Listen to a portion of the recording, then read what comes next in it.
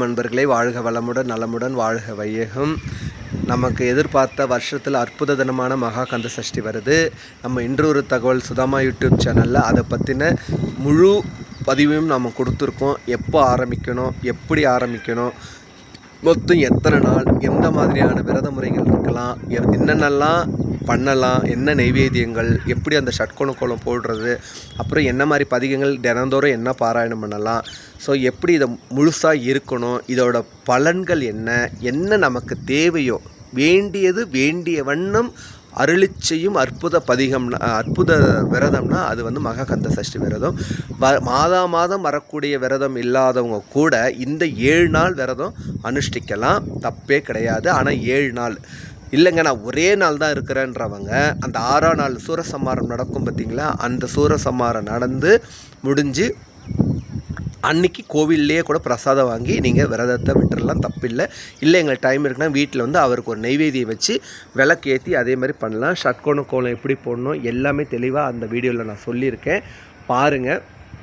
இன்னொரு விஷயம், இதில் சிம்பிளாக என்னென்ன மாதிரிலாம் விரதம் இருக்கலாம். முதல்ல, என்னால் ஒரு பொழுது விரதம் இருந்து 2 வேளை சாப்பிடாமல் இருக்க முடியும்னா இருக்கலாம். இல்லைங்க, என்னால் 2 வேளை சாப்பிடாமல் இருக்க முடியும், ஒரு வேளை கூட, ஒரு வேளை தான் என்னால் சாப்பிட்டுனா இருக்கலாம், தாராளமாக இருக்கலாம்.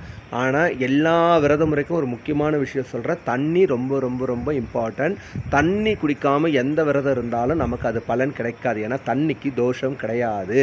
அதனால தான் நம்மளோட பாவங்கள்லாம் நிற்கணும். தண்ணியில் போய் நதிநீர்களில் நீர்நிலைகளில் ஏன் நம்ம குளிக்கிறோன்னா நம்ம பாவங்கள்லாம் அது மட்டும்தான் ஈர்த்துக்கிற தன்மை. அதனால் தண்ணிக்கு எந்த தோஷம் கிடையாது. தண்ணி சாப்பிட்றாலும் தண்ணி நம்ம குடிக்கிறனாலும் எந்த பிரச்சனையும் இல்லை. அதனால் இந்த விரதம் இல்லை, எந்த விரதம் தண்ணி குடிங்க. இப்போ விரத முறைகள் பார்ப்போம். 2 சொல்லிட்டேன்.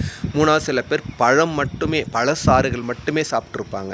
4வது, இளநீர் மட்டும்தான் எல்லா வேலையும் கொடுப்பாங்க. இளநீர் குடிக்கும்போது வழுக்க சாப்பிடலாமா, தாராளமாக சாப்பிடலாம்.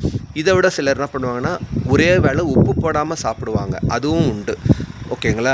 சில பேர் 3 வேளையும் உப்பு படாமல் சாப்பிட்றவங்களும் இருக்காங்க, அதுவும் ஒரு வகையான. ஏன்னா உப்பு படாமல் சாப்பிட்றது சாதாரண விஷயம் இல்லை இல்லையா, அதுவும் ஒரு வகையான விரத முறை. இருக்கிறதுலே மிகவும் கடுமையான விரத முறை என்ன தெரியுமா, மிளகு விரதம். ஒரு நாள் 1, அடுத்த நாள் 2 மிளகு, 3ஆம் நாள் 3 மிளகு. அந்த மாதிரி நாட்கள் போக போக வந்து மிளகு வந்து ஏற்றிக்கிட்டே போவாங்க.